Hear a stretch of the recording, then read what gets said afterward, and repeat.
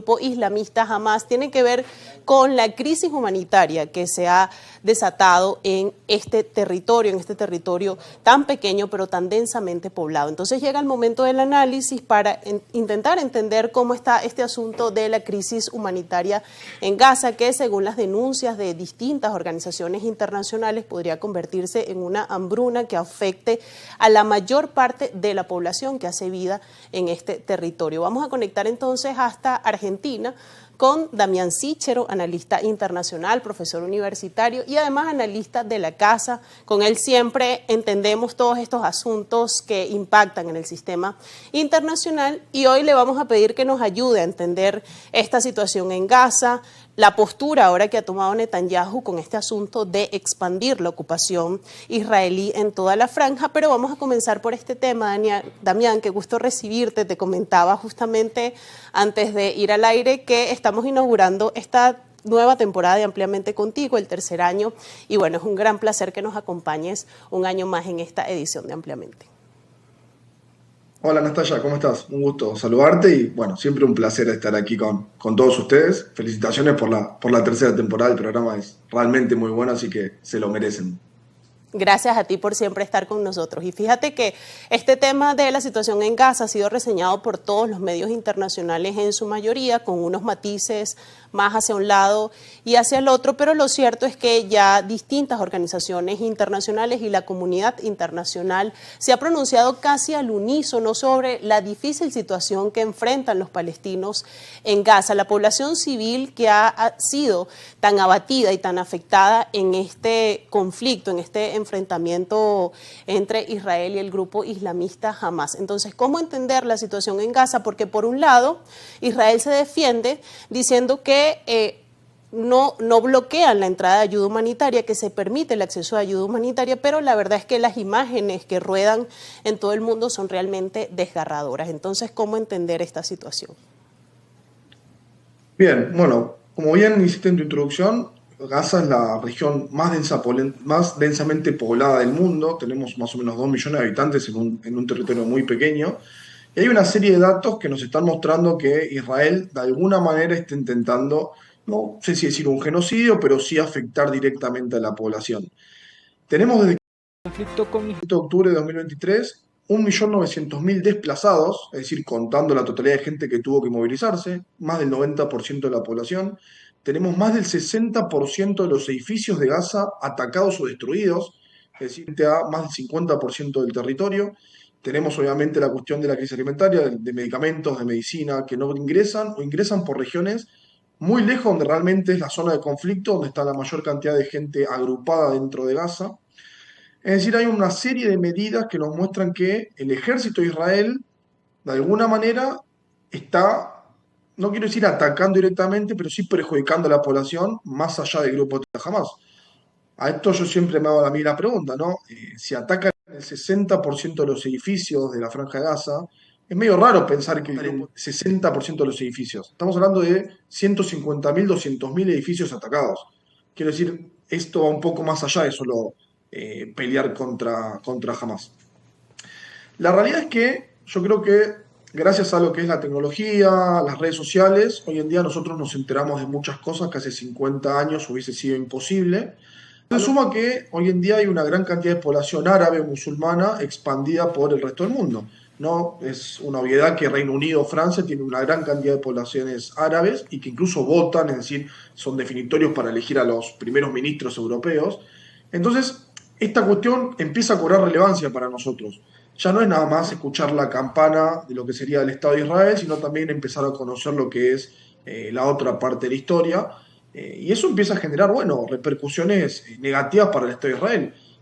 Hace poco yo escuchaba a Mearsheimer, que es un teórico de las relaciones internacionales muy famoso, Sí. y él decía, Israel está perdiendo la batalla cultural, en el sentido de que hoy en día la gente ve los videos de la hambruna en Gaza, de la gente llorando desesperada, y empezamos a dudar seriamente de quién es el malo de la película por tratar de reducirlo.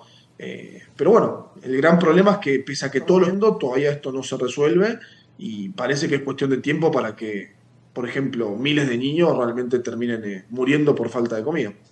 Fíjate, Damián, cuando uno escucha los argumentos de un lado y del otro, los argumentos del lado israelí que defienden esta incursión armada de Israel en la Franja de Gaza, pues uno escucha que denunciar la situación en Gaza está relacionada con el antisemitismo. ¿Hasta qué punto esto es real? Porque lo cierto es que una cosa es entender que a lo largo del tiempo Israel ha tenido una posición, digamos, desfavorecida en la región, aunque eso ha cambiado en los últimos años, entendiendo el músculo militar que tiene Israel, además con potencialidades nucleares importantes, en las que no se tiene demasiada información, pero las tiene. Y esto pareciera que tiene mucho que ver con lo que nos decías, que parece que aquí hay una disonancia cognitiva, porque se habla de antisemitismo cuando se denuncia la situación en Gaza, porque por un lado está el grupo islamista Hamas, que sí, ciertamente controla la franja, pero la población civil realmente está padeciendo una situación límite en este territorio. Entonces, ¿cómo entender estas dos vertientes? Porque además, como en todo conflicto, hay mucha propaganda.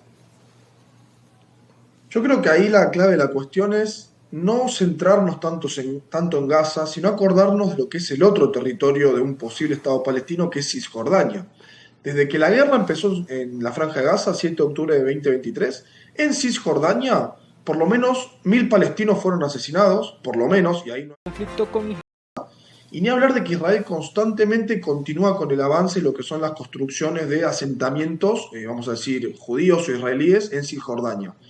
Y lo interesante es que las propias autoridades de Israel ya ni siquiera niegan por qué hacen eso. Ellos dicen que la construcción en el territorio ilegalmente ocupado de Cisjordania asegura la supervivencia del Estado judío del Estado sionista. Es decir, ellos ya están reconociendo que quieren ocupar Cisjordania y bueno, esta semana nos enteramos que Netanyahu planea ocupar toda la Franja de Gaza.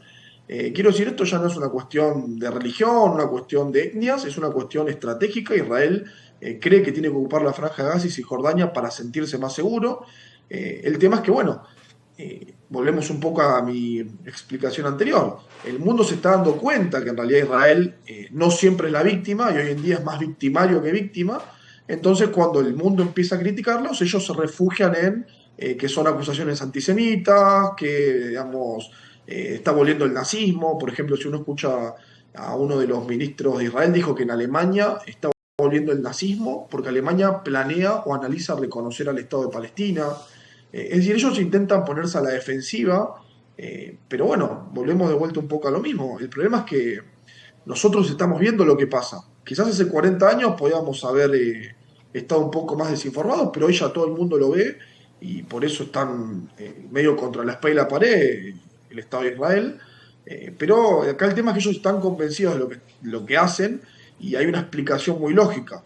Ellos saben que tarde o temprano Estados Unidos se va a retirar de Medio Oriente y ellos se van a quedar solos, van a tener que resistir completamente solos cualquier tipo de ataque. Por lo tanto, el momento de avanzar, el momento de intentar conseguir más territorio es ahora que todavía tienen el apoyo de Estados Unidos. No saben cuánto tiempo lo van a tener, por lo tanto, si no actúan ahora, para ellos es una cuestión de supervivencia y lo tienen que hacer, más allá de que nosotros personalmente estemos de acuerdo con lo que hacen o no.